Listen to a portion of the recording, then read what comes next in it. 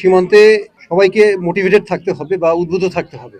একার পক্ষে সীমান্ত আমাদের প্রহরা দেওয়া সম্ভব নয়, যে কারণে এখানকার প্রতিটি নাগরিক তথ্য দিয়ে অথবা যে কোনো বিপদে আমাদেরকে ডাক দিলে আমরা কিন্তু চলে আসব।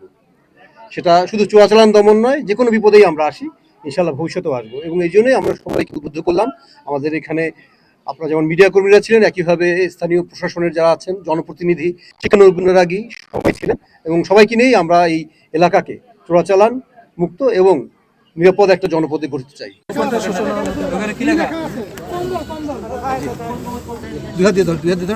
Sir please sir.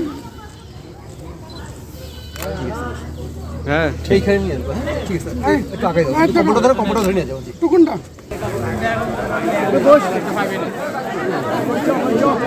জ্যাকেট দিছে, এই বিজেপি দিল। এর প্রচন্ড ঠান্ডার জন্য বেড়াখড়া করতে পারি না। এই প্রচন্ড ঠান্ডা, আমার শীতকালে কাপড়ও নাই। এই যে বিজেপি একটা উপকার করলো, এই জন্য তাকে ধন্যবাদ জানাই। হ্যাঁ, আপনার কেমন লাগছে? ভালো লাগছে। এই কম্বলটা কে দিল আপনার? খুশি কি দিছে? আচ্ছা, কম্বল পেয়ে কি আপনি খুশি? কে দিছে?